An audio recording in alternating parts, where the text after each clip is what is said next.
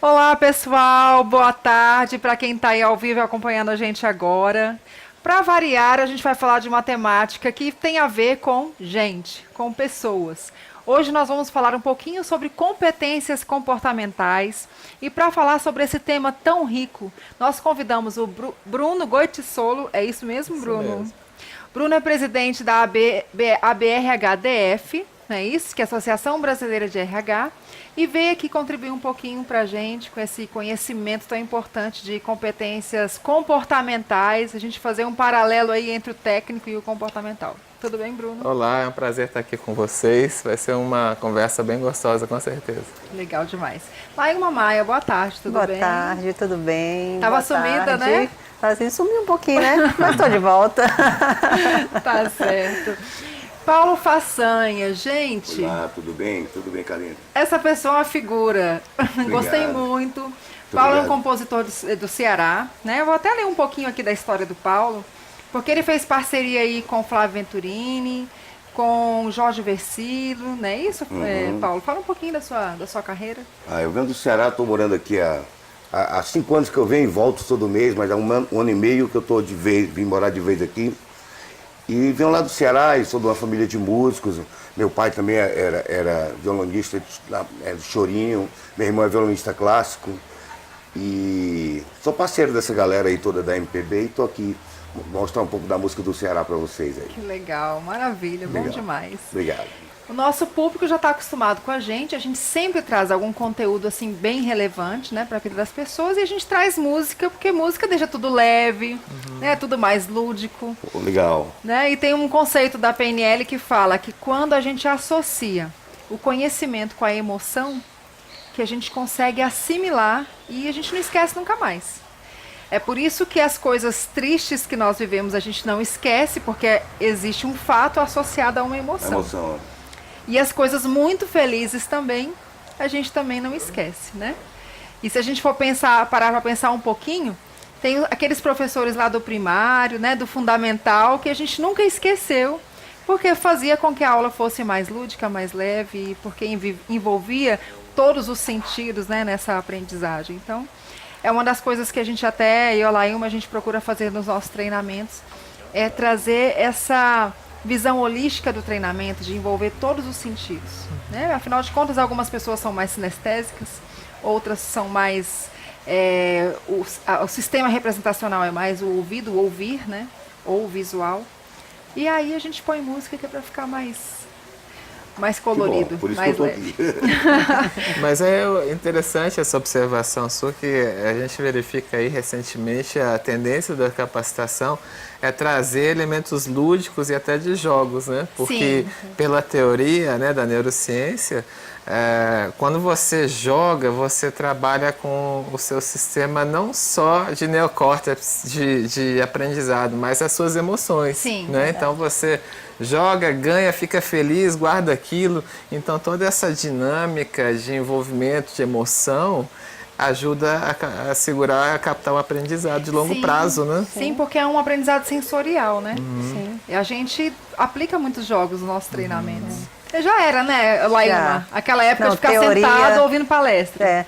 E, na verdade, até o tema é desenvolvimento de competências. É impossível a gente aprender se não tem prática. Porque a habilidade, ela vem com a prática, né? Então, a experimentação. A vivência, né? Exatamente. É isso aí, Paulo. Você pode começar pra gente e abrilhantar a nossa tarde? Vamos sim. Eu vou começar cantando uma música que eu tô arrumando um show para fazer lá no Ceará, que é um show cantando só música do meu conterrâneo Raimundo Fagner. E a gente vai fazer um show agora em maio, no final de maio, em homenagem ao Fagner. Vou cantar uma música dele aqui, que lindo. que é meu parceiro, meu Muito legal. querido. As velas do Mucuripe vão sair para pescar. Vou levar as minhas mágoas pras águas fundas do mar. E hoje à noite namorar, sem ter medo da saudade e sem vontade de casar. As velas do Mucuripe vão sair para pescar. Vou levar as minhas mágoas pras águas fundas do mar. E hoje à noite namorar, sem ter medo da saudade, sem vontade de casar. Calça nova de riscado, paletó de linho branco, que até o mês passado lá no campo ainda era flor.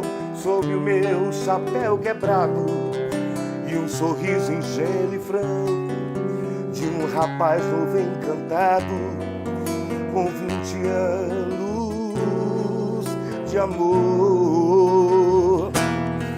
Calça nova de riscado, paletó de linho branco, que até o mês passado lá no campo ainda era flor. Sob o meu chapéu quebrado e um sorriso ingênuo e franco de um rapaz novo encantado, com 20 anos de amor. Aquela estrela é dela, vida, vento, vela, leva-me daqui. Aquela estrela é dela, vida, vento, vela, leva-me daqui.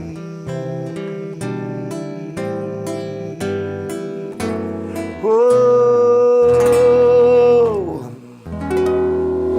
Uau! Lindo. Muito bom, lindíssima a letra dessa música, hein? linda. Essa é pra chorar. Wagner e Belchior, né? É, os dois, Dois incrível, meninos né? besta. Exatamente. Maravilhoso. Belchior tinha sumido, deu uma parecida, né? Hã? Parece que acharam ele. Tava Não, ele, sumidão. Belchior faleceu. Faleceu? Faleceu, tá com 6 meses, eu acho. Isso. Caramba! Você vê como a cultura no Brasil não está sendo muito bem divulgada. divulgada. Um nome como Belchior, né? É. A gente que é ligado à cultura, que gosta de cultura, você não Pois estava é, sabendo, e eu sou né? tão fascinada pelas músicas dele, eu só sei que ele tinha dado uma sumida boa, Ele né? sumiu e E depois sumiu de vez, Sumiu né? de vez. uma pena. É. Mas vamos lá, Bruno. A BRH ela desenvolve um trabalho junto às empresas, não é isso? Para fortalecer o RH das empresas.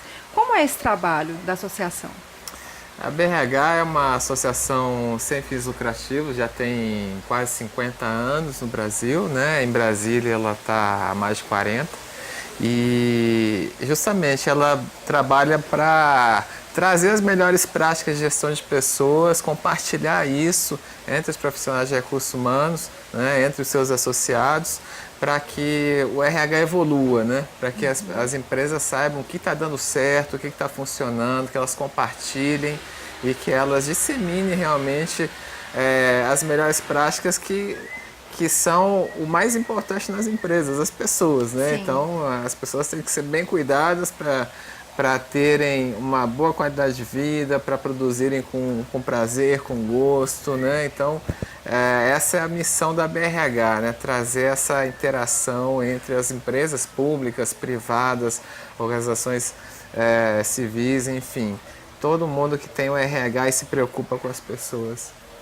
Pois é, e eu estava até conversando com uma amiga esses dias, que é dessa área também, uma gestora de RH, e a gente assim, compartilhando o quanto que no Brasil ainda é muito deficitária essa área, né, dos RHs. Sim, A grande maioria das empresas tem DPs, sim. não tem RHs, né? E às vezes são empresas grandes.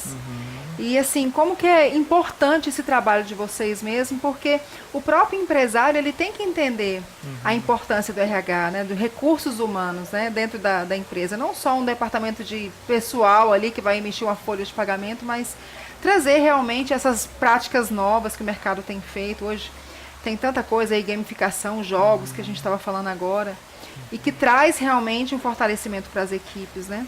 E a área de recursos humanos, ela sempre teve aí um pouco relegada, justamente por isso que você falou, que que ela é muito vista como uma área meio, né? Uma área de pagamentos, enfim, de contratações e emissões, quando na verdade ela tem que ser vista como um apoio direto ao negócio, porque ela tem informações estratégicas em relação a como a empresa está funcionando, né? Então, é papel do RH, por exemplo, avaliar o clima da empresa, como está a comunicação lá dentro, como são as lideranças, se o ambiente físico é adequado para o trabalho. E essas informações, se elas são processadas e monitoradas, elas dão uma visão muito importante para a liderança para conduzir os melhores caminhos.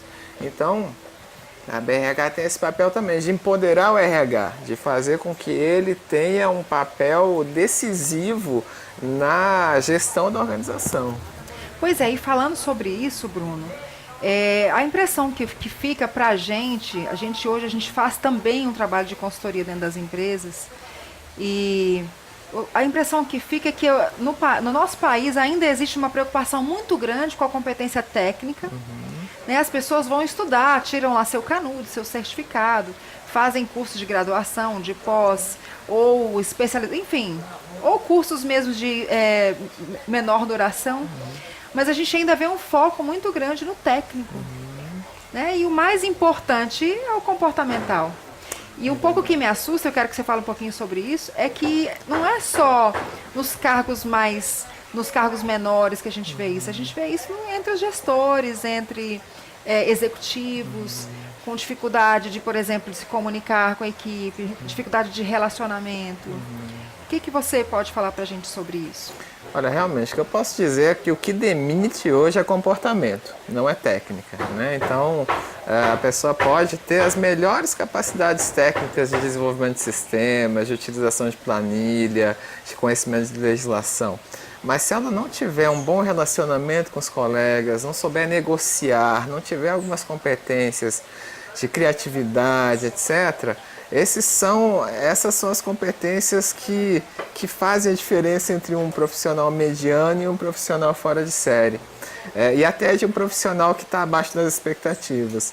Então, assim, o técnico é importante, mas as empresas são cada vez mais preocupadas em medir os teores comportamentais da pessoa, como que ela enxerga os outros, como ela se comunica com os outros, como ela interage de forma geral para promover um bom ambiente, né? E isso não é fácil medir, né? Não é simplesmente você aplicar um teste, uma prova e ser aprovado e começar a trabalhar. Esse é um dilema, inclusive, do setor público hoje em dia, né? O sujeito faz um concurso, uma prova fria, ele é aprovado porque estudou um bocado, mas entra na organização e ele tem uma lacuna enorme, né? Ele não sabe se comunicar, então a ambientação ela fica problemática, né? Então, hoje as empresas elas estão buscando, dentro dos processos seletivos delas, trazer outras formas de avaliar, né? Colocar simulações, né? Fazer com que as pessoas se deparem com um cenário específico e avaliem o que elas fazem diante de determinadas situações, né? Fazem entrevista por competência, né?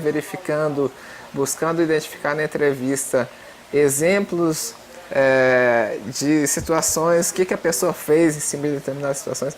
Então, essa é a pauta do RH, né? Trazer a competência comportamental e medi-la para tomar a decisão se as pessoas estão adequadas para as vagas. Posso trazer um Sim, contraponto? eu ia pedir para você falar sobre, inclusive, essa questão do processo seletivo. Porque eu vejo muito hoje, principalmente quando se fala em resultados, porque se a gente observa, a cultura mudou no mundo corporativo, né? A gente não pensa, em todas as áreas, não se pensa mais em processos, em execução, em atividade. Até as áreas administrativas, operacionais, pensam em resultado. Então a gente até costuma usar uma frase, né, que são todos comerciais, na verdade, desde o dono até a pessoa que executa o trabalho braçal, são todos comerciais porque são as pessoas que fazem a empresa viver. E vendem, né? As ideias, né? Isso, exatamente. Só que existe aí um paradigma quando a gente fala em processo em acompanhamento de tarefas, em gestão por desempenho, avaliação de desempenho, porque o comportamental ele é bem subjetivo. Sim. Né? E às vezes as pessoas têm dificuldade de mensurar e de saber se aquele comportamento está adequado ou não está, porque parece que as pessoas estão vivendo tão automatizadas quanto os sistemas. Sim. Né? Porque é tudo tão prático, tão processual, tão sistêmico. Porque o foco é o resultado. Então, eu começo aqui, eu faço isso, eu faço aquilo, até eu chegar nesse objetivo. Eu tenho aqui um ponto A, eu quero chegar no ponto B, e traça-se um trajeto para isso. Mas é impossível chegar no resultado se esse comportamental não está alinhado, se não está lado a lado com o processo, se não está lado a lado ali com o acompanhamento de atividades. Mas como mensurar esse comportamento? Né? Como desenvolver essas competências? Essa questão. Inclusive, essa mensuração, ela, da década de 60 para cá, ela tem sido muito pautada nas teorias de psicologia, né? As próprias avaliações comportamentais estão pautadas em teorias psicológicas. Claro, é uma ferramenta a mais que pode dar um parâmetro, mas a tendência agora, com essa questão da quantidade de dados que existem e a capacidade de processar isso, o analytics, que é chamado, né? As empresas já estão conseguindo fazer o seguinte: avaliar as provas, as avaliações comportamentais dos melhores na organização e comparar com quem está fazendo a prova para entrar, né? Então, a estatística, ainda que o RH não seja uma ciência exata, as pessoas são diferentes, têm estímulos diferentes, a informação, o dado, ele está sendo trabalhado de uma maneira que está dando mais elementos para complementar as avaliações psicológicas. Isso é muito interessante, é uma tendência muito interessante que está acontecendo com muita força agora. Muito legal. E uma coisa que eu tenho observado muito falando sobre competências comportamentais. A gente aplica jogos, né, nas entrevistas, por exemplo, e às vezes o candidato chega com um currículo excelente, maravilhoso, que a gente iria contratar pelo currículo, se fosse só essa análise fria. E quando você põe a pessoa para uma vivência, ela já demonstra esse gap, né, de capacitação entre lidar com a equipe, né, de compartilhar, de trabalhar em conjunto. E aí a gente começa a perceber esses gaps já no processo seletivo, né? Exatamente. E a flexibilidade, por exemplo, uma competência que é super bem vista e desejada pelas empresas, né? Você não consegue ver isso no currículo frio. Sim, agora, você avalia a flexibilidade da pessoa no momento em que ela está interagindo com outras, e aí ela cede um pouco a ideia dela, assimila a ideia da outra, tenta construir algo maior, né? Então, realmente, é muito importante a vivência, o vivencial, né, para complementar a avaliação. E Bruno, você poderia elencar para a gente, assim, a gente está falando de forma muito genérica, muito abrangente aqui, até difícil, né? Porque quando você faz um processo seletivo, você tem aquelas competências específicas para aquele cargo. Mas de uma forma genérica mesmo, mais abrangente, quais competências que você poderia trazer que seriam importantes, né, que se espera de um colaborador no ambiente organizacional? Olha, eu elencaria, assim, no ranking, né? Primeiro, comunicação. A pessoa saber comunicar e saber até expressar suas emoções, né? Que nós somos feitos de emoção, né? E a gente tem que saber passar para o interlocutor o que nós sentimos e que nós acreditamos. Então, a comunicação, eu diria que é a top, né? A competência mais importante, seguida da liderança, né? Ainda que alguns cargos não requeiram a liderança, cargos mais operacionais, a empresa está sempre verificando quem tem traços de liderança, porque ela não pensa só no imediato, ela pensa na evolução. Então, se a pessoa tem essa característica, esses traços de liderança, ela é muito bem vista, é uma competência muito importante, porque o líder, ele é líder de si, né? Ele faz primeiro o trabalho para ele se desenvolver e avaliar o que é melhor para ele, e depois ele consegue liderar os outros, né? Então é uma competência que eu diria, junto com a comunicação, muito importante. A flexibilidade também, o trabalho em equipe, aí vem outras competências que nós entendemos que são complementares, que às vezes elas até se cruzam, assim, né? O trabalho em equipe com a comunicação, com a flexibilidade, com a liderança, todo esse apanhado, se o sujeito tem esses elementos, ele tem os requisitos para evoluir, né, profissionalmente. E o que eu acho assim incrível, como eu havia citado antes, é que esses gaps a gente vê na hierarquia inteira. Né? Não é só lá no operacional. E às vezes me assusta ver esse tipo de comportamento numa pessoa que já é tida como líder. Né? Você falou muito bem aí, que eu queria explorar um pouquinho mais, sobre essa questão do emocional dentro das empresas. Nas empresas por onde nós passamos, acho que o grande problema, a grande dificuldade é essa questão do emocional. Eu não sei se a gente está vivendo um momento no mundo onde as pessoas estão mais fragilizadas, talvez com tanta crise, com tanta notícia. Tá tenso, né? A coisa tá tenso, né? Tá todo mundo tenso. No trânsito as pessoas estão tensas, no supermercado elas estão tensas, em qualquer lugar que você vá. Verdade. Né? É um clima de tensão. Então parece que as pessoas estão, parece que sempre na defensiva, com medo de se jogar, porque para você se jogar, você tem que se mostrar. É verdade. Não é?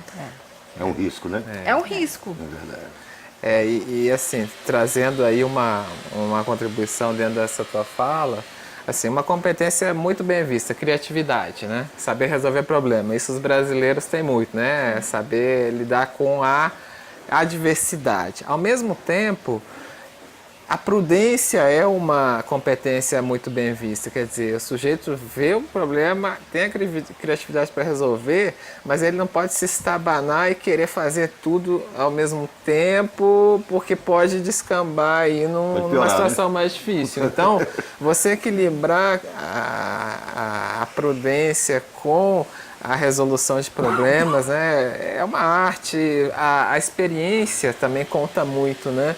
Às vezes a tua carreira ela é lapidada e você vai ter algumas competências lá na frente, né? Você não precisa ser o super profissional que tenha todas as competências, mas você tem que ter a ciência que isso você vai poder desenvolver ao longo do tempo, né? Sim.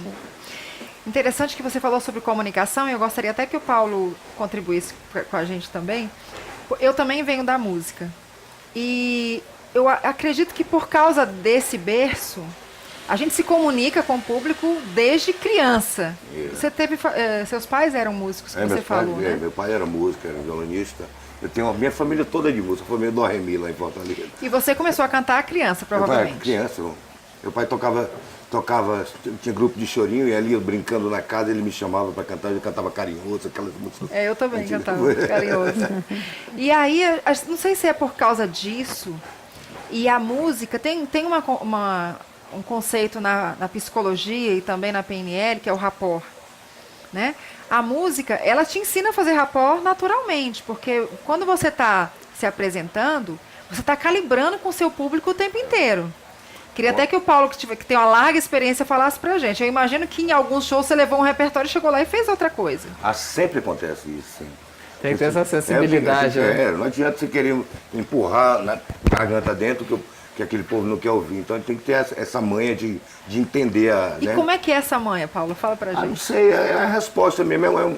É uma energia que rola entre o artista e o público, né? Isso aí você adquire com a experiência. Não adianta você querer. Às vezes tem cara que é muito bom músico, sabe? Mas não tem aquela experiência de sentir o público, que é o mais importante. Que seria o técnico que a gente está falando. Seria o técnico. Exatamente. Né? O cara tem o técnico, mas ele não faz o rapport com o público. Ele não calibra com o público, ele não sabe o que o público está esperando dele, não se comunica. Isso na arte é curioso.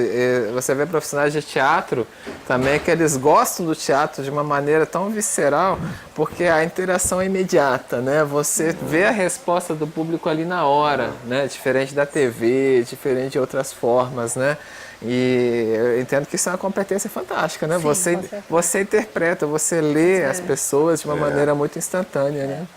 É por isso que, quando eu perguntei, né, dessa questão do comportamento ser tão subjetivo, E aí tem um foco em resultado, vem o processo e quer que aquele resultado aconteça daquele jeito. Só que é no dia a dia. Né? Isso é construído dia a dia, na convivência, é um ao lado do outro, na conversa, no feedback. Isso, sabe? Cada dia uma emoção diferente, uma situação diferente, entendeu? Isso, porque a gente investe muito, e eu vejo isso dentro das organizações, investe no recrutamento e seleção, investe ali nas avaliações de desempenho, mas no dia a dia, e eu não vou falar exatamente de treinamento, porque eu acho que é muito mais do que treinamento, Sim. não é só um treinamento. E no dia a dia, essas situações, dinâmicas de grupo, para interagir entre a equipe, por exemplo, acontece quando? Quando tem um problema, ou quando tem um porquê, ou quando tem uma campanha. Mas no dia a dia é deixado de lado. Sim. E falando sobre essa questão, ainda sobre essa questão do estado emocional, eu percebo uma incompetência de muitas pessoas de lidarem com isso. E à medida que eu não me assumo, que eu não consigo lidar com o que está acontecendo comigo, eu também não consigo lidar com o outro. Né? E se eu não consigo lidar com o outro, ficam ali dois robôs fazendo um trabalho tecnicamente mais ou menos, Sim. porque só o técnico não vai funcionar, e aí não acontece. A coisa não acontece. O lidar com as emoções, né? Um bom líder tem muito isso, né? De transmitir otimismo, né? Porque o otimismo, assim como o pessimismo, contagiam, né? Sim. Você chega mal-humorado, rancoroso, as pessoas já se fecham. Por outro lado, se você chega, dá um bom dia, elogia, gostei do teu trabalho, olha nos olhos, né? A energia é outra, né? Muda tudo, né? Com certeza. Então, o brilho no olho inclusive no processo seletivo, né? Você tem 2 candidatos, avalia um, avalia o outro. Às vezes o brilho no olho que você vê faz a diferença, né? Sim, a vontade de entrar na empresa, a curiosidade, né?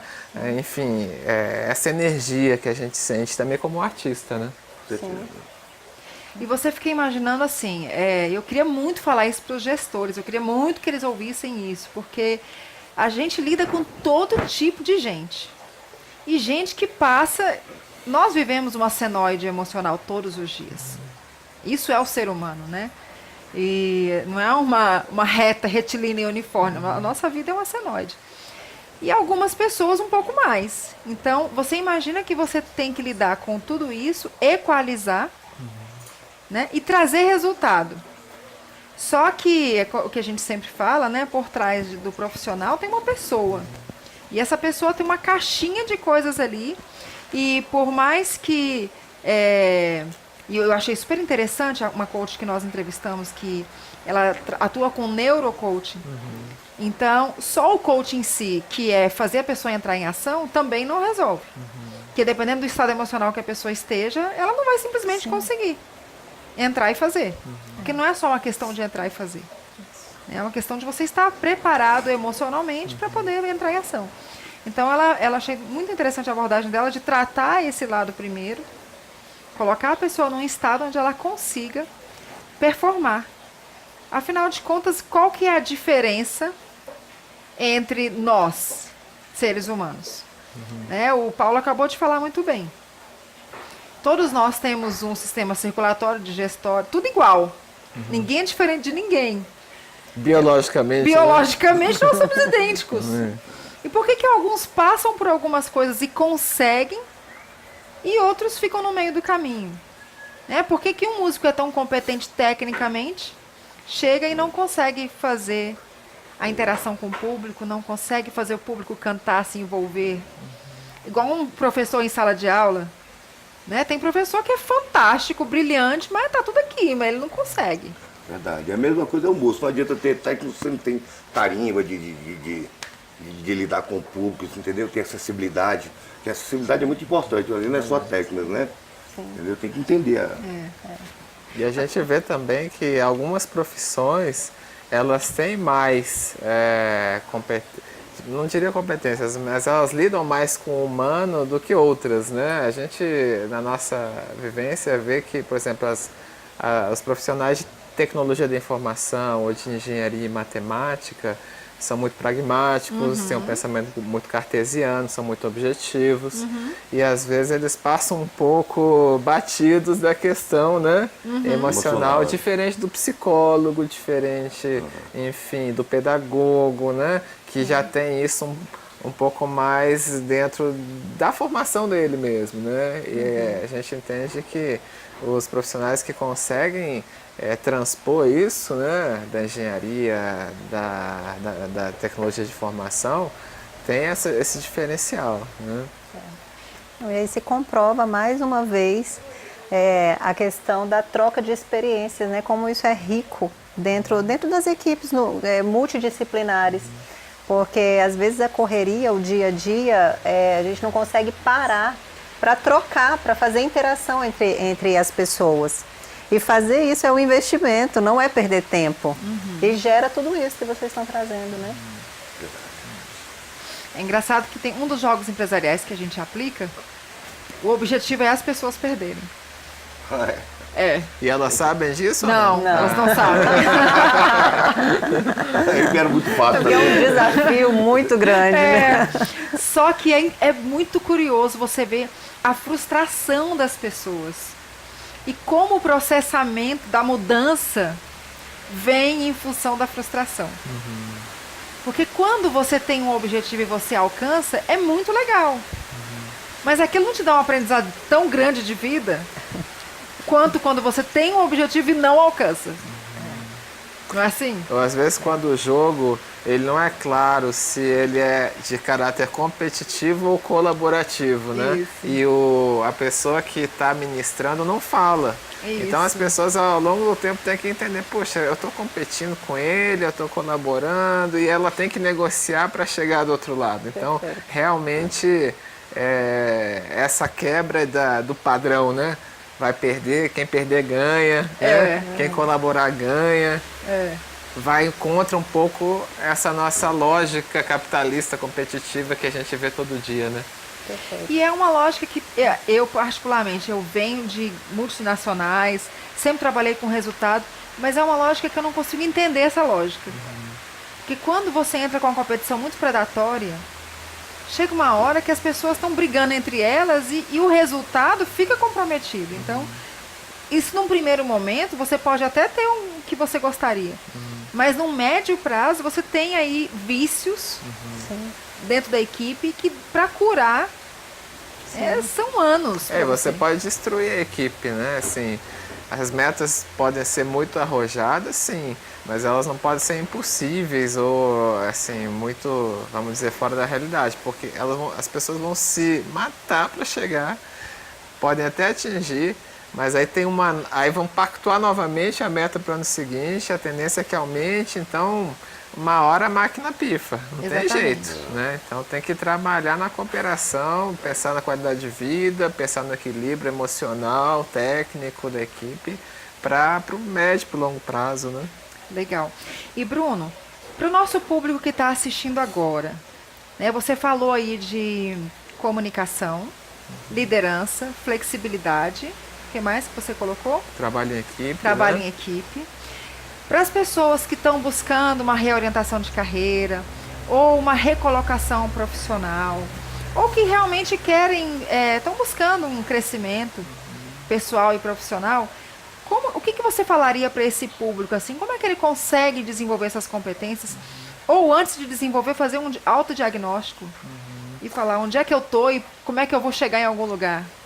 É importante primeiro a gente avaliar se o que nós estamos fazendo nos traz satisfação, né? Muitas vezes a pessoa, no momento de transição de carreira, é o momento dessa reflexão, é o momento dessa análise, né? Será que o que eu estou fazendo hoje é o que eu quero fazer para o resto da minha vida? Será que quando eu trabalho, eu me divirto como um músico que tem isso na vida dele, que às vezes o trabalho nem parece um trabalho, né? Então eu acho que é essa reflexão que elas têm que ter, né? E se o caminho for mudar, como mudar, né? Nós estávamos conversando um pouco sobre isso antes de entrarmos, que às vezes a pessoa escolheu uma profissão, mas ela acha que tem que ir para outro caminho totalmente diferente, ela não sabe como fazer isso. né? Quais são os caminhos, né? Muitas vezes vai ter que trabalhar sem contraprestação financeira, vai ter que trabalhar numa ação voluntária, vai ter que se envolver de uma maneira para quebrar, né, a trajetória dela para buscar realmente a realização. Então, assim, o que eu acho importante passar para o público? Primeiro, levar a sério essas emoções, levar a sério essas competências, né, para a vida, né? E segundo, fazer essa reflexão. Será que o que eu estou fazendo é o que eu quero fazer? E se eu não estou fazendo, o que eu faço para mudar, né? Foi bem legal você tocar essa questão do voluntariado, porque como isso tem crescido no mundo, né? E eu fico impressionada, assim, que hoje, até nos currículos, o trabalho voluntariado, ele tem pesado. O LinkedIn pergunta para você o que você faz de voluntariado. E eu acho que é uma grande oportunidade para todas as pessoas que nos procuram, que querem fazer uma reorientação de carreira. Eu falo, tá, mas qual é a experiência que você tem nesse ramo que você quer entrar? Ah, nenhuma. Então você vai ter que se jogar de alguma maneira, né? E como você mesmo colocou, Bruno, muitas das vezes não vai ser de forma remunerada, né? Quando a gente iniciou a empresa, eu queria ser reconhecida como palestrante, mas eu não ia conseguir iniciar minha carreira como palestrante sendo contratada, ganhando super bem. E a gente começou a se oferecer para palestrar gratuitamente. Porque eu precisava de pegar a estrada, a experiência, não só ser reconhecida e ser conhecida, mas eu precisava de Se joga, né? precisava me jogar e de fortalecer o músculo, né? Que a gente só aprende fazendo, não tem outro jeito. Como é que você aprende qualquer coisa na vida? É se jogando. É verdade. O Paulo, a primeira vez que ele subiu num palco, não deve ter sido assim, tipo, vou ali na padaria comprar pão, né? Ah, não, mas complicado. Mas hoje quanto maior o público, maior a estrutura, para mim é melhor, porque tudo aquilo que eu queria. Às vezes eu fico com medo de tocar num lugar pequeno, que não tem estrutura, que o público é ruim, entendeu? Eu quero a coisa grande mesmo hoje, né? Mas no começo não foi assim, né? Não foi. Pra você subir num palco. Não foi, eu me lembro que eu fui tocar num clube de interior, que meu pai foi tocar com meu irmão, e foi a primeira vez que eu cantei, eu me lembro. E estava lotado, era um clube de um banco aí, enorme, estava muita gente. Aí eu comecei a cantar pequenininho, quando as pessoas começaram a bater palma, eu me escondi de trás da caixa de som. Criancinha, né? E o que acontece, uma vez numa empresa, a gente estava até conversando com uma moça que estava estudando para ser enfermeira, né? Aí eu perguntei para ela, eu falei, o que você tem feito de voluntariado nessa área? Porque tá cheio de ações aí em Brasília, né? E ela falou, nada. Eu falei, mas você vai esperar pegar um canudo para bater de porta em porta, sabe, assim, imagina que diferença que existiria você já ter feito um trabalho voluntário, ter uma experiência, ter um currículo, e aí sim, com o canudo, falar, olha, não, mas eu tenho experiência, né? E um exemplo, assim, que as empresas estão vendo esse caminho do voluntariado, estão valorizando, como você mencionou dessa rede social, as empresas estão buscando ferramentas de mobilização de voluntariado. Por exemplo, era uma organização sem fins lucrativos. Sem fins lucrativos, né? V2V é o nome, V2V.net. Lá atrás, a dona Ruth Cardoso ajudou a estruturar e tudo. Que a ideia é o seguinte: você identifica dentro da organização quais são as pessoas que desenvolvem atividades voluntárias por conta própria e coloca isso em evidência num portal, em algum lugar, e você cria um portal de voluntariado.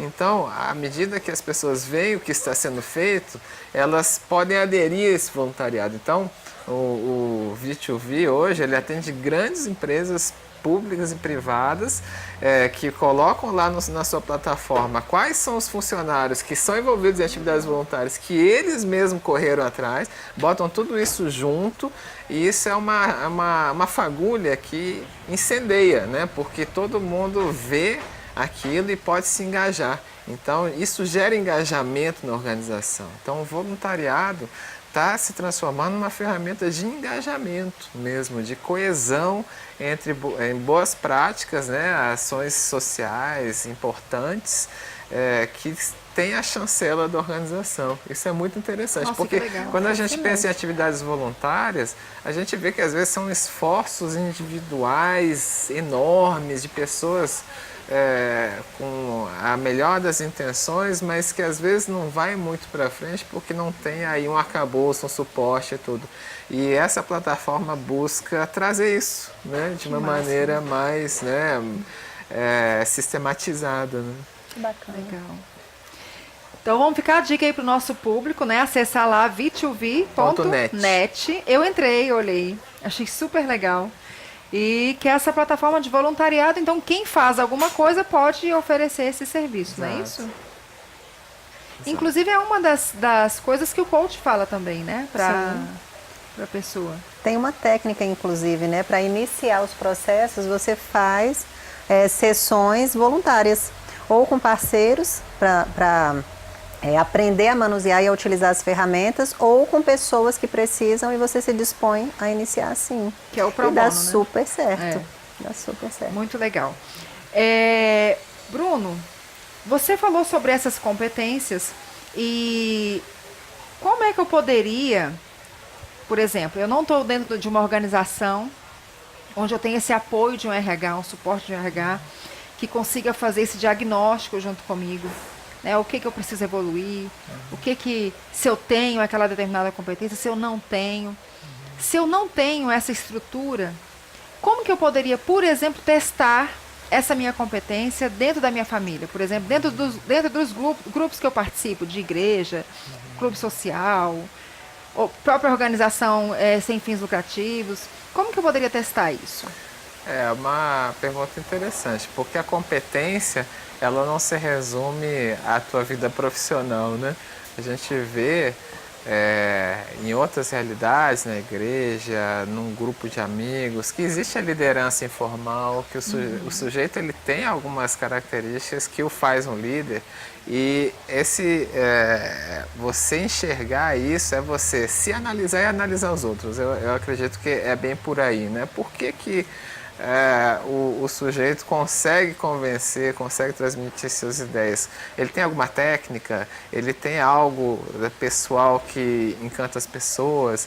Então, eu acho que é muito um exercício de autoconhecimento e de análise, né? Do ambiente, das pessoas, como ele gostaria de ser, quem ele admira realmente, né? Quem ele acha que não é legal, por que ele acha que não é legal, se ele conhece algumas características dele que poderiam ser eliminadas para ser uma pessoa melhor. Então eu acredito que é muito uma reflexão mesmo, né? Um exercício interior, né? de análise. E não é fácil, né? A gente às vezes aponta o dedo para alguém que alguém está fazendo uma coisa que não concorda, mas às vezes os psicólogos mesmos dizem: é porque você também é assim, né? Às vezes você se vê ali... Células de espelho, né? Você se vê alguém fazendo uma coisa que você não acha legal, mas reflita. Será que você também não faria aquilo? Né? Então, eu entendo que tem muito isso de você se entender, se compreender, se analisar, para você se liderar e depois passar isso para os outros, né? Você falou uma coisa aí tão interessante, ainda juntando também essa questão do emocional. Às vezes a gente vê até principalmente na geração Y, que são as pessoas entre aí 30 e poucos anos, 25, né, 30 e pouquinho. A gente vê às vezes grandes líderes entre a turma deles informal, de amigos, na escola, na faculdade, habilidades incríveis. Aí essa pessoa vai para dentro de um ambiente organizacional, ela meio que murcha. Verdade. Né? Ela fica com medo toda aquela estrutura e ela pensa assim: aqui eu não posso ser assim. Realmente, ok, todas as igrejas, todas as empresas têm a sua cultura organizacional, eu tenho que observar essa cultura primeiro para saber o que cabe e o que não cabe. Mas às vezes é um grande talento que eu tenho, uma grande habilidade e que eu escondo por achar que aquilo não cabe naquele lugar. Não é isso? É muito importante você mencionar essa questão da cultura organizacional, né? Às vezes você não se encaixa na cultura mesmo, né? Empresas que têm uma pegada muito forte de resultados a qualquer custo, ou empresas que têm uma burocracia muito forte. Então, é importante você avaliar também onde você está entrando, né? Porque essa pessoa, com certeza, vai se frustrar, porque ela está se podando, ela está sendo o que ela não é, né? Inclusive, alguns testes comportamentais, eles buscam te dar aí uma análise de como você é e como você é confortável e como você é forçando uma barra, né? E se você for ficar muito tempo forçando uma barra, você vai ficar doente. Então é muito importante que você saiba como você é, para que no ambiente organizacional você não precise, né, mudar, você não precise se machucar mesmo, né? Mudando o teu jeito de ser, o teu jeito de pensar, o teu jeito de interagir, né? E mesmo que, tá, ok, esse é um ponto, né? Quando a pessoa realmente ela tá dentro de um lugar que não acabe. Ela pode estar ali por necessidade, né? Por uma questão financeira. Mas com o tempo, como você colocou, vai acontecer uma ruptura porque são valores diferentes, não é isso? Mas também tem aquelas situações, Bruno, que a pessoa cabe dentro daquele lugar. Mas ela não sabe como colocar as competências dela. E a gente costuma falar nos treinamentos que as nossas fortalezas a gente tem que fazer igual as empresas fazem. Elas não contratam aqueles outdoor, colocam aquelas propagandas gigantes, né? A empresa ela faz propaganda do que ela é boa, naquilo que ela é forte, não naquilo que ela é ruim. Porque toda empresa tem fortaleza e tem fraqueza, certo? Então eu vou fazer propaganda daquilo que eu sou muito bom. E dentro dessa análise que você colocou, da pessoa se autoanalisar dentro da família, dentro da igreja, o que ela tem, o que ela contribui para aquele grupo ali de muito bom, o que ela faz de muito bom ali e que ela pode observar com mais carinho esse talento, essa habilidade e de repente trazer para um âmbito organizacional. E eu entendo que isso depende muito da parceria com o RH. Você vê como o RH é importante, né? Dele trazer a prata da casa, valorizar as competências que devem ser valorizadas realmente, né? Ela tem que patrocinar isso, né? Ajudar o indivíduo a primeiro, se apresentar como ele realmente é e potencializar isso.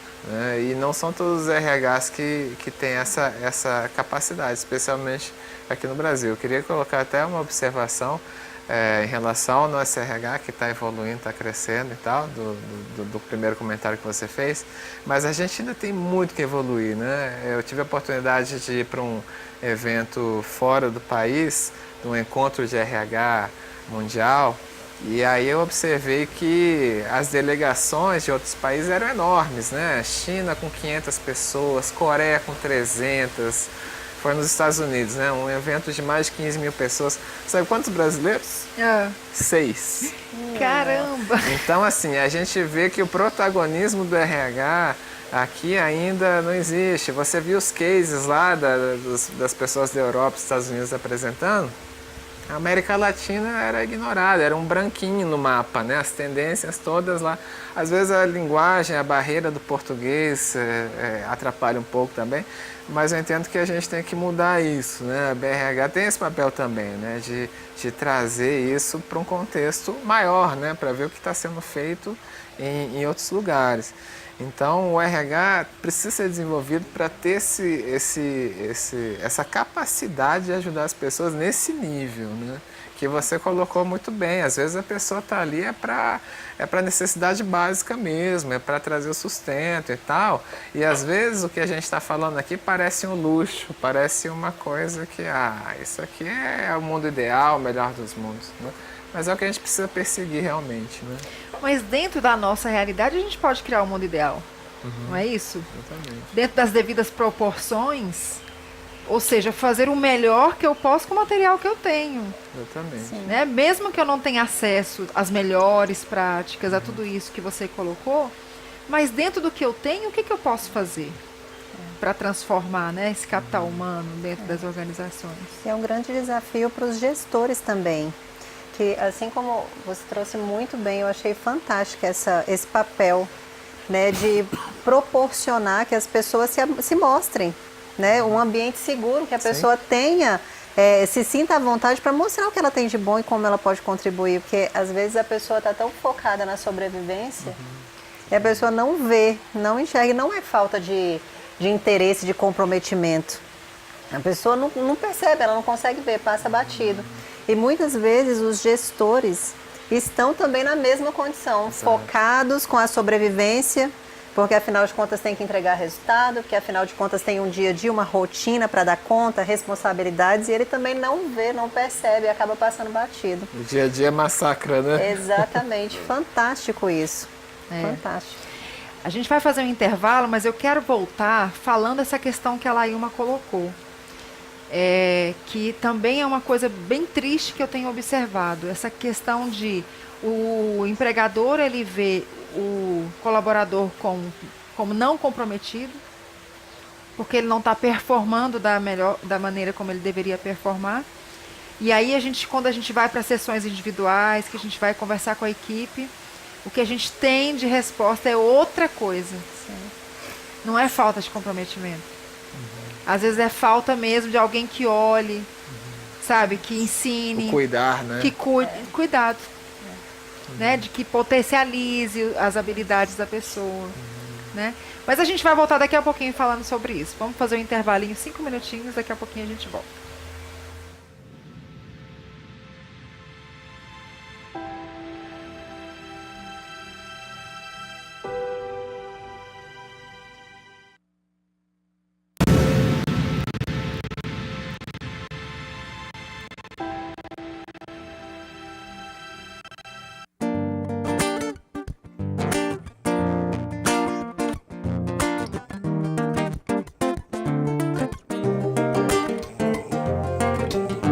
Passa por mim sem deixar a cor, nem ver meu peito latejar de amor. Me dê um sorriso, seja o que for, faça alguma coisa pra acalmar a dor. Passa por mim sem deixar a cor, nem ver meu peito latejar de amor. Me dê um sorriso, seja o que for, faça alguma coisa pra acalmar a dor. Posso suportar cataclismas, vendavais, 1000 vezes mais te amo. Longe de você, nem sei como será quando a noite chegar. Passa por mim sem deixar a cor, nem ver meu peito latejar de amor. Me dê um sorriso, seja o que for, faça alguma coisa pra acalmar a dor. Passa por mim sem deixar a cor, nem ver meu peito latejar de amor. Me dê um sorriso, seja o que for, faça alguma coisa pra acalmar a dor.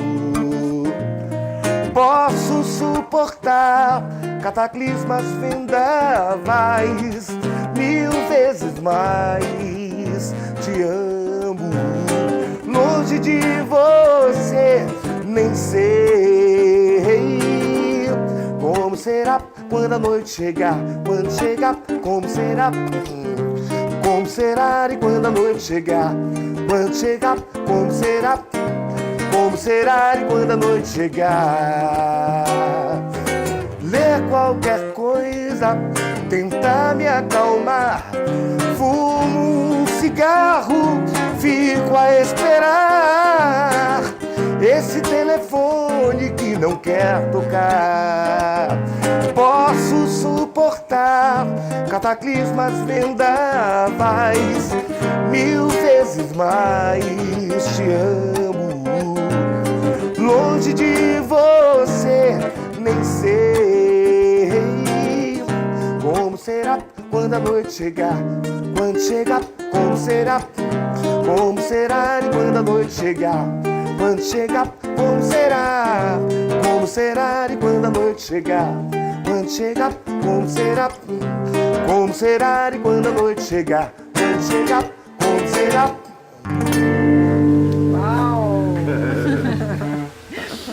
Então, Então, a gente estava falando sobre essa questão do comprometimento.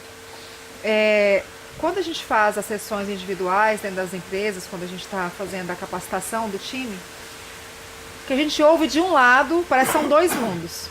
De um lado, o empregador falando, né, que a pessoa não é comprometida, que ela não quer, que é preguiçosa, que é aquilo outro. Aí você vai para conversar com as pessoas, fazer as sessões individuais, em que a gente vê outra situação completamente diferente. A pessoa, ela não consegue, por N motivos, por uma situação que ela esteja vivendo na vida pessoal, ou por falta de preparo mesmo, sei lá, muitas vezes motivos emocionais. Então, parece que o gestor, que os líderes deixaram de enxergar as pessoas como pessoas, né, e começaram a vê-las igual o Fordismo lá, a pessoa que põe o parafuso. E assim, isso está tão evidente que as pessoas pararam de se enxergar, que não é só dentro das empresas.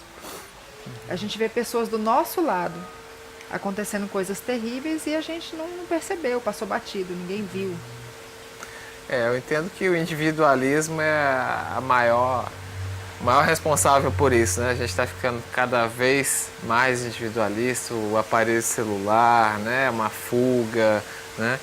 E eu entendo que o coaching está tendo um papel importante para restaurar esse telefone sem fio, né? Entre a liderança e o liderado, entre o chefe e o subordinado. Às vezes os sinais não são bem decodificados, né?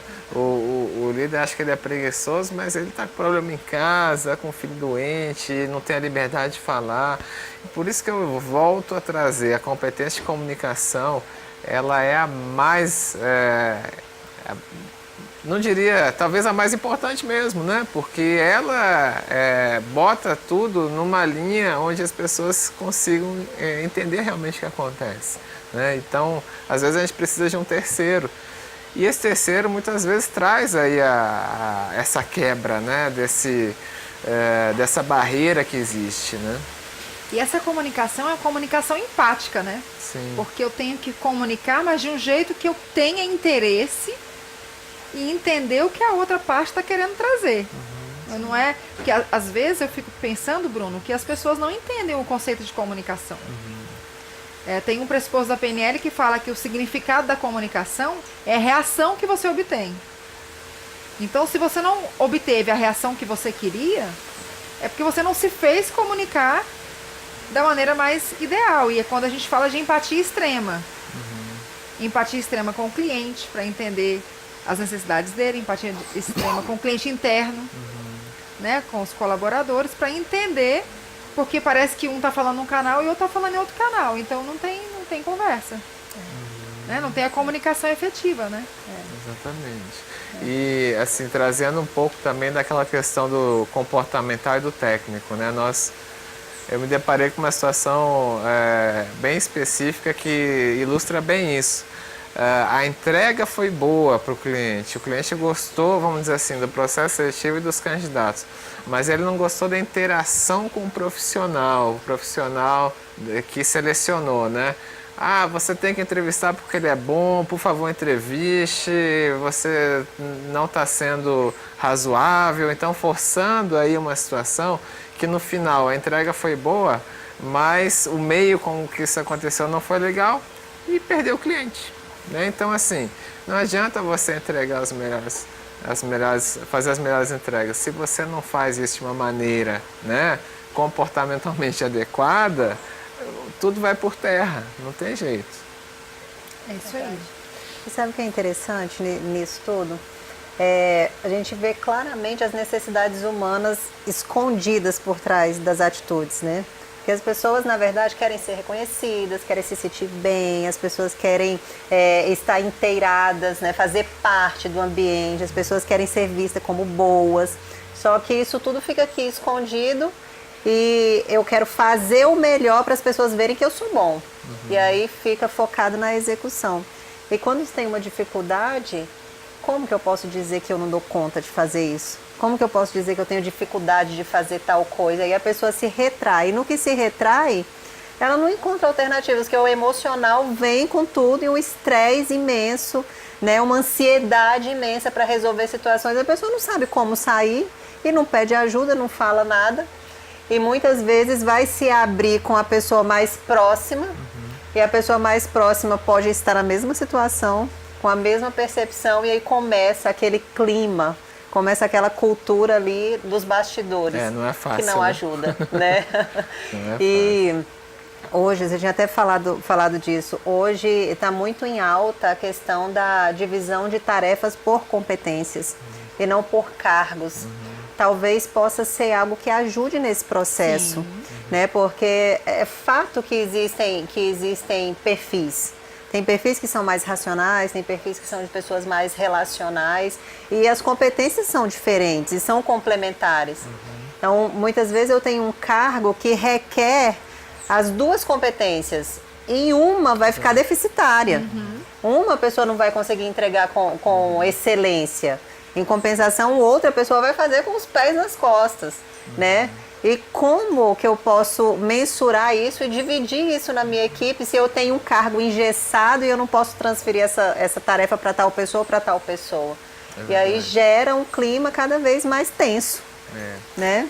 Mas eu questiono, assim, mesmo as empresas que não estejam trabalhando com RH mais estratégico, eu questiono por que um gestor não pode identificar esses talentos dentro da equipe e fazer essa divisão de tarefas. Eu concordo. Por mais que não esteja isso formalizado.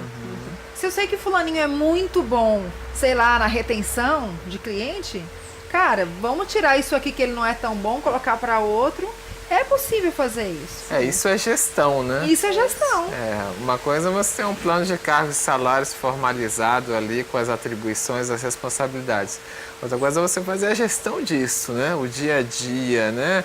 Você verifica, por exemplo, a força comercial, a equipe que vai para a rua, geralmente o relacional é muito forte. Sim. Mas aí na hora de trazer o processo, a venda, formalizar no sistema, botar para o financeiro as condições e tal, o processo se quebra. Né? Então o papel do gestor é resolver esse problema. Realmente, eu quero ele na rua, fazer um negócio e tal, o que eu faço para ele não ter esse problema de gestão aqui dentro? Será que eu coloco um assistente junto? Talvez saia mais barato, né? Eu pegar uma pessoa lá do administrativo e ajudá-lo nisso e ele continuar fazendo o que ele é bom, do que ele ter que fazer tudo e se enrolar e, né? Porque assim, você não vai ter um profissional excelente comercial que faça todo um processo com toda a conformidade possível, né? O cara é burocrata, é comercial, é tudo ao mesmo tempo. Se existir, é uma pérola. Não, se existir, nem é desse mundo, né? Aí a gente começa a desconfiar que realmente tem pessoas de outros planetas aqui, porque eu ainda não vi. Então, eu queria deixar um recadinho para o nosso público, porque tanto para os gestores, para os líderes, independente do nível estratégico que esse líder esteja, porque às vezes um supervisor, gente, tem plenas condições de fazer isso. É só uma questão que você falou, de gestão. Eu fiz isso muitas vezes da minha vida, sabe? Agora, e também pro liderado, poxa, se o cara sabe que é muito bom numa coisa, e é um recado que eu deixo para você aí que está nos ouvindo e que está até angustiado com alguma coisa que não esteja indo tão bem, mas que você sabe que tem inúmeras outras competências incríveis, negocie com o seu gestor. Fala, olha, eu sou muito bom nisso, deixa eu focar isso aqui e aliviar outro da equipe, e nisso aqui que eu não sou tão bom, sabe? Você passa... A gente faz isso na música direto, né? Eu canto muito em grupos, né? E eu sou contralto, então minha voz é grave. Meus agudos são terríveis. Então eu já tenho as minhas parceiras e elas já sabem. Subiu, amiga, você vai sozinha, eu vou fazer a segunda voz, eu vou. E fica bonito o produto final, porque um encobre o outro. Sim. E é o conceito. A ideia do grupo, Harmonia, né? Do grupo, né? É o conceito da harmonia, do acorde, né? Pronto. Você junta e o produto final é bom. Sozinho não é legal. Mas quando você junta é legal. E aí o gestor, no caso, é o maestro, né? Ele tem que Isso. ter essa visão de quem joga, quem toca melhor o quê, né? É do técnico de futebol, é do, enfim, da pessoa que está ali para extrair o melhor, né? Do sujeito que chuta muito bem com a perna direita e ele não precisa treinar a perna esquerda, ele tem que treinar a perna direita mesmo, né? É isso É aí. mais ou menos isso, né? Já pensou? Você falou isso, já pensou? Falar assim, não, Kalina, agora você não pode mais participar da banda porque você não é comprometida, você não consegue fazer um agudo. Pois é, já Tem que treinar, vai pro treinamento, fazer um Vai ter que aprender agudo. a fazer. Mas é meio isso que as empresas fazem às vezes com as pessoas. Verdade. Né? Eu lembro que eu tinha uma equipe grande e eu estava numa empresa que estava iniciando, a gente não tinha um sistema legal. Então tudo era via planilha de Excel. Eu sempre dou esse exemplo, porque para mim preencher planilha de Excel, eu falo assim, ó, me dá uma surra. Eu prefiro melhor, apanhar. né? Me manda pra rua atender 20 clientes, um atrás do outro, assim, de sol a sol, eu vou. Sabe? Mas não me manda preencher a planilha de Excel, não, pelo amor de Jesus. Né? Então, e você vê que não é uma gestão inteligente, porque você contrata um estagiário, né, que faz isso numa perfeição absurda, numa velocidade absurda, esses meninos com essa cabeça fresquinha aí. Que adoram. Né, que adoram, sabe? E aí você põe uma pessoa com a capacidade de trazer um resultado maior para preencher a planilha de Excel.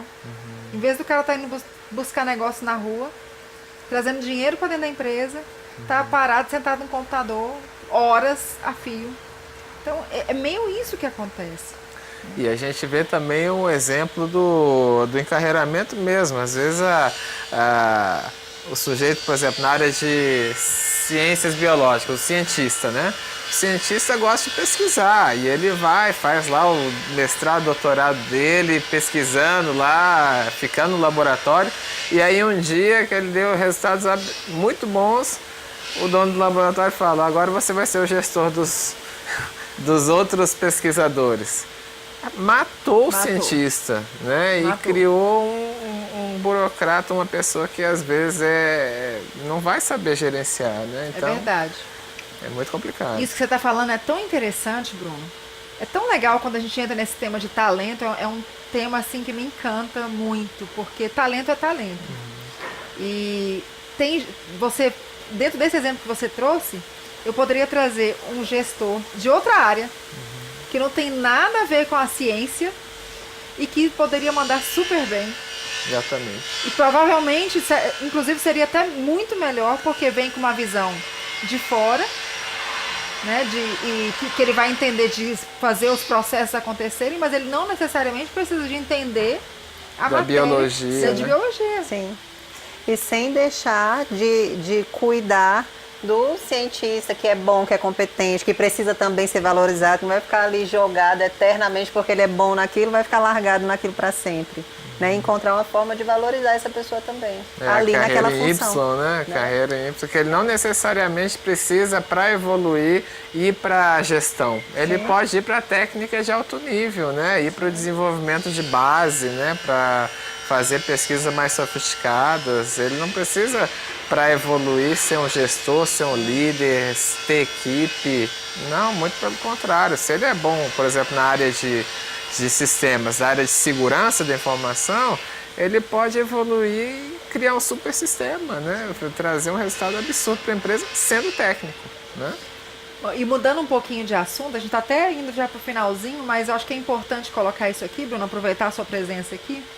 Tem uma coisa que eu sempre ouço dos gestores, que quando eu ouço, eu tenho que me segurar, assim, que eu fico brava, sabe, assim. É o tal de falar da geração Y, que a geração Y não quer nada com nada, que não quer se esforçar para galgar cargos. Tipo, uma mentalidade lá da época do Ronca, sabe, assim. Gente, as pessoas têm que acordar que as pessoas não querem mais ficar 5 anos numa empresa, não. Sabe, o mundo hoje é um mundo de velocidade. E se um colaborador fica 1 ano na sua empresa, se nesse 1 ano ele trouxe o talento dele, ele contribuiu para a equipe, ele modificou aquela equipe, foi ganho para a empresa. Acabou essa história da pessoa ficar 5 anos planejando um cargo de gerência que vai acontecer daqui 5 anos. A dinâmica é outra, né? Eu estava conversando com uma empresa de tecnologia de informação, o gestor, para ele, longo prazo são 3 meses. Olha, que Então, assim, loucura. eu não vou, ele que falou, loucura. Bruno, eu não vou perder meu tempo aqui em uma semana definindo o que vai fazer um projeto de 3 meses, vou perder 3 meses. 3 meses para mim é uma eternidade, Olha né? que loucura. Então, a dinâmica mudou, a velocidade mudou e a gente tem que saber que não é por causa da geração Y que pensa diferente e tal. É o contexto, né? É o cenário mesmo, né? Isso É aí. engraçado, essa semana eu li um artigo e alguns estudiosos estão dando a nomenclatura da 4ª Revolução Industrial. Falei, faz todo sentido, Todo né? sentido. Eu sou mãe, né? Tenho filhos adolescentes, um filho jovem e filhos adolescentes. Eu acho que isso trouxe uma contribuição tão grande para a minha vida que eu acho que eu deixei de ficar desatualizada por conta disso. Porque eu estou sempre observando assim, como mudou tudo em tão pouco tempo. É um negócio assim fora do comum. E eu fico impressionada com o tanto que eles me ensinam.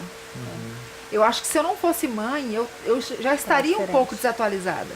Sim. Porque é outro pensamento. É outra forma de enxergar o mundo. Eles já nascem digitais, né? Totalmente digitais. Sabe? Eu brinco. Ensinam a gente. Né? Ensinam o tempo inteiro. Olha, eu morro de rir porque eles me zoam muito, né? Se sente um dinossauro, né? Não, eu me sinto nada, porque eu sou cara de pau, né? Então, eu comecei a fazer meus vídeos por causa da minha filha, que tinha 10 anos, que já era youtuber. Olha. Não, um dia eu parei pra olhar, eu falei, quem fez esse vídeo? Quem editou esse vídeo? Ah, mãe, foi o Felipe, o mais velho. Eu falei, oi? Como assim? Aí eles me ensinaram. Aí eles ficam, ai mãe, nossa, que brega, nossa, ai credo. Eles ficam me corrigindo o tempo todo. E eles têm razão. Pior que tem razão. Eu tenho que me preparar para daqui 5 anos. Não, esses dias eu fui fazer um snap, né? Pra mim era novidade total. Minha mãe, nossa, ai, a Duda, ai mãe, credo, que pagação de mico. Eu tá, menina, então me ensina como é que faz. Muito rápido. É tudo muito rápido, sabe? Assim, esses dias um amigo meu estava me ensinando a fazer o Instagram. Você agora faz a live à distância, a pessoa em outro estado, em outro país, em outro local, e você faz junto com a pessoa. Eu falei, gente, olha que loucura. Né? Assim, as mudanças estão sendo rápidas demais. A tecnologia não respeita fuso horário, não respeita nada, né? Ela vai Exatamente. embora, né? Ontem eu estava conversando com uma moça da Angola que assiste o nosso programa. E aí ela deixou um recadinho no canal, me pediu meu telefone e a gente está trocando ideias. E ela está fazendo algo parecido que a gente faz aqui, ela está fazendo na Angola. Legal. Bacana. Olha que coisa Olha. legal, Legal. né? Bruno, muito obrigada por você trazer essa grande contribuição para a nossa tarde. Eu quero abrir para você, cada um, deixar um recadinho para o nosso público.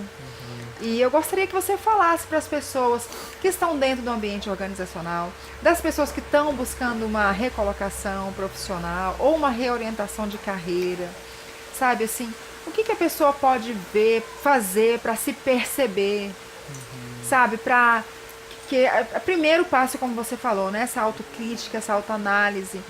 Então, me percebi e agora, o que eu posso fazer para... A gente já falou muita coisa aqui, mas deixa um recadinho aí para o nosso público, que eu acho que é muito valioso você, com uma pessoa à frente de uma instituição que fortalece os RHs das empresas, que traz essas melhores práticas, né? Falar isso para o nosso público, falar o que eu posso fazer para eu evoluir, para eu melhorar minhas competências, por onde eu começo. Né? Deixa um recadinho. Primeiro eu queria agradecer pela oportunidade de vocês terem nos Nós que convidado, agradecemos. né?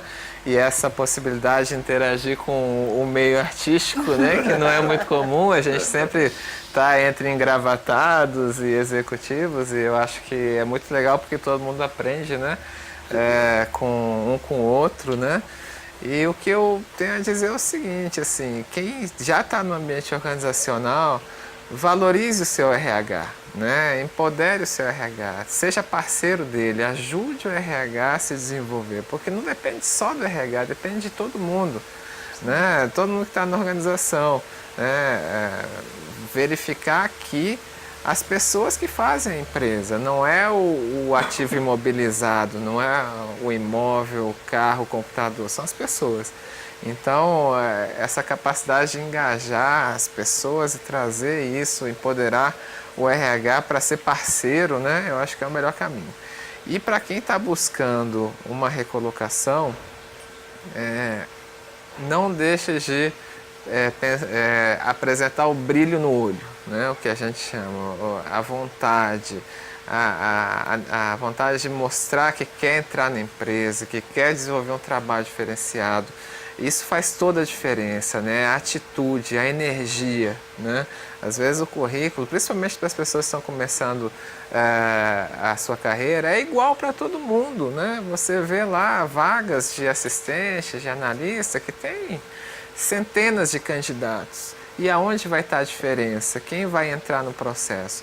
Quem tiver essa capacidade de se expressar melhor, de mostrar quem realmente é, porque isso que vai mostrar o seu verdadeiro valor na organização. Eu acho que é por aí.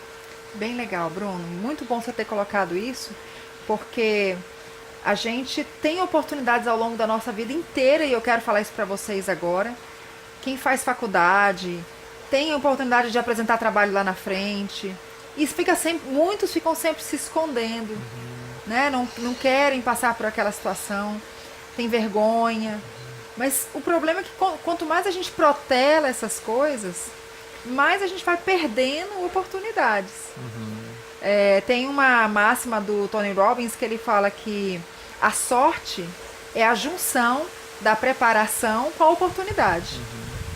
Então não adianta a oportunidade bater na sua porta e você não está preparado. É como o Bruno colocou, você vai para um processo seletivo, aquele que se vender melhor, né, que negociar melhor, que se mostrar, que se jogar, né? Quando tem as vivências, as dinâmicas de grupo, quem participa, quem se joga é quem vai se destacar, né? Quem se mostra. E tem um best-seller que a gente aplica muito nas empresas, o conceito que ele traz, que ele fala dos 5 desafios da equipe. E é muito legal, muito bacana esse livro. E ele fala do seguinte: o primeiro patamar que precisa ser trabalhado numa equipe é a vulnerabilidade. Porque eu só aprendo quando eu me torno vulnerável. Se eu ficar com a minha defesa lá em cima, minhas barreiras lá em cima, falando, eu já sei fazer, não preciso aprender, sabe? Não aprende, não é, Paulo? Com certeza, estagna. Paulo que faz esses acordes lindos, maravilhosos, só Deus sabe, né, o que ele teve que fazer para aprender, que é difícil pra caramba. Tem que ser curioso, tem que ser muito curioso. Tem que ter muita vontade. Eu fico brava com esses músicos que eu vou cantar com eles. Ah, não, isso eu não toco. Não, isso eu não toco. Não, isso eu não toco. Não, isso eu não toco. Ah, então vai estudar, caramba. O MPB é um negócio super difícil. A nossa música ela é muito complexa, tem uma harmonia muito complexa. E aí, as pessoas não querem aprofundar. Então, não adianta, voltando aí, as oportunidades elas sempre vão aparecer, por mais que elas estejam escassas. E quem está preparado é quem vai levar. E estar preparado é muitas vezes saber, como o Bruno colocou, se comunicar. Se comunicar com assertividade, com segurança. Né? Aquelas velhas técnicazinhas de sempre que a gente fala na frente do espelho, treinar, né? E que as pessoas não levam a sério, mas que funcionam. Vender para a mãe, para o pai, para o tio, para o irmão em casa, treinar esse discurso, esse argumento. Tudo isso são coisas que a gente não precisa de contratar um curso, a gente não precisa de gastar dinheiro. Tá a nossa família aí, o sistema de feedbacks, né, Layuna? Tá a nossa família aí para nos dar feedbacks e dizer, olha, isso aqui precisa de melhorar, isso aqui precisa de melhorar. E a atitude para mudar, a atitude para mostrar, né, a proatividade, né, isso é fundamental. É fundamental. Acima disso, eu quero dar uma dica que é parte de uma ferramenta que é utilizada nos processos de coaching e também na administração. Faça uma lista com tudo aquilo que você acha que você é bom. Sabe, aquilo que você olha para si e fala assim, ó, isso aqui eu sei fazer, isso aqui eu sou bom, isso aqui eu tenho coragem de fazer.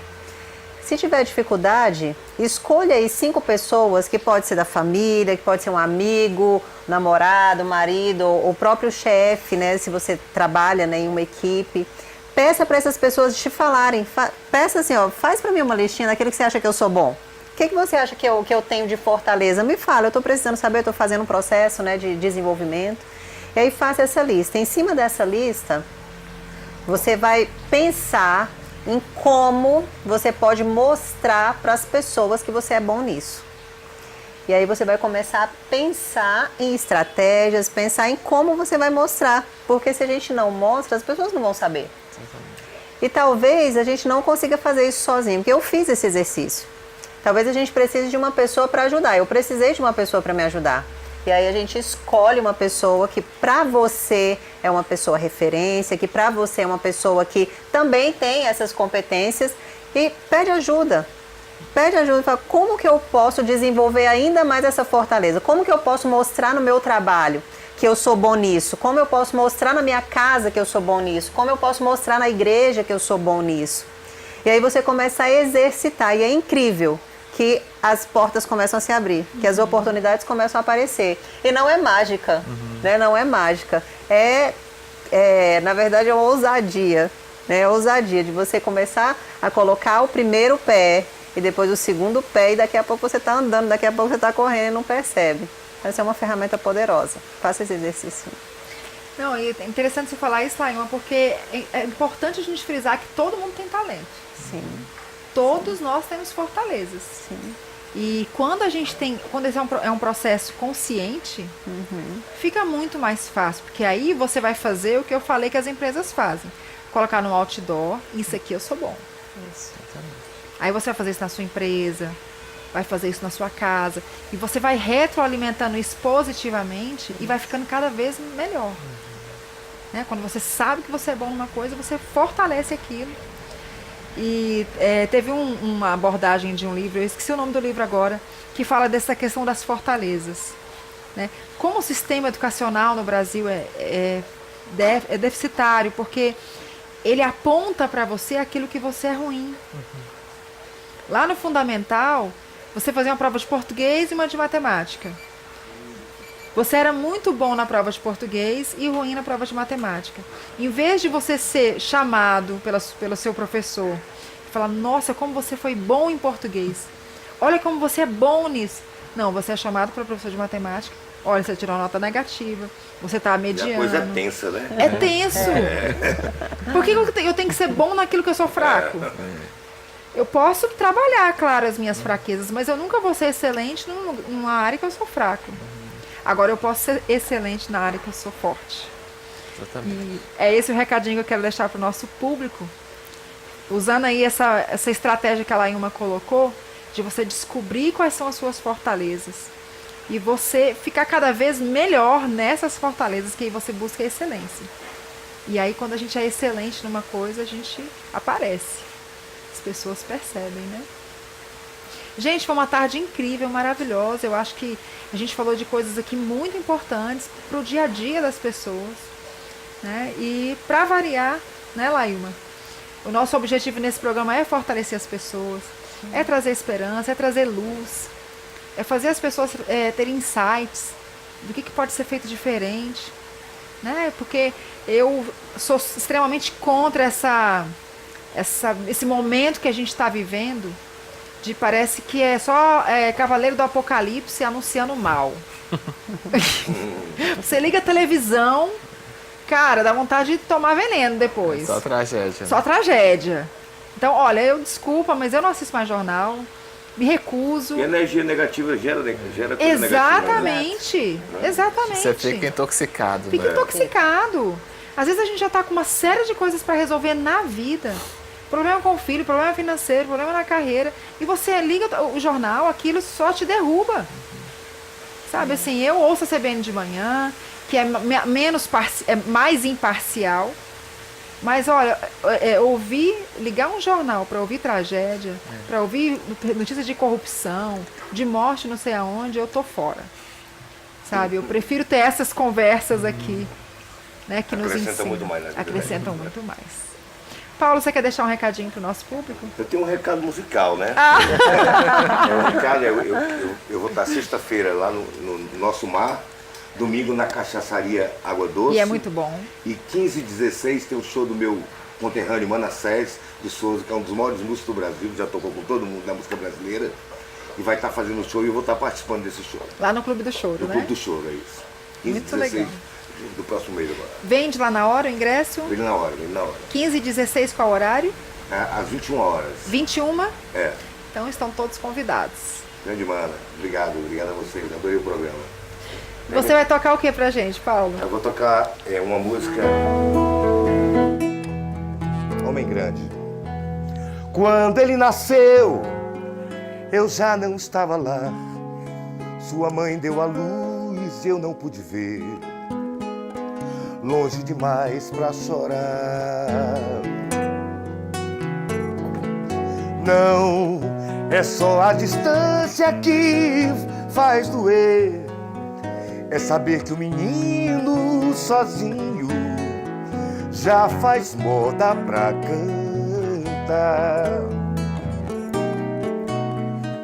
Eram 2 semanas em Juazeiro, eu à toa na praça e alguém me disse que estão chegando os romeiros.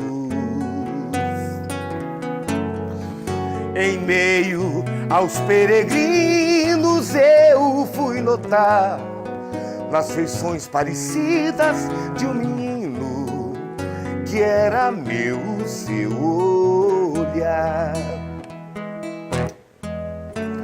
Estava tão triste, sozinho quanto agreste. Esse vai e vem do sul ao norte foi só pra gente se encontrar. Meu coração era só felicidade, raio e trovão no céu da cidade. Eu sou teu pai, vem me abraçar aqui, no meio dessa gente que faz um homem grande chorar feito criança nos braços do seu filho. No meio dessa gente que faz um homem grande chorar feito criança nos braços do seu filho. Quando ele nasceu, eu já não estava lá.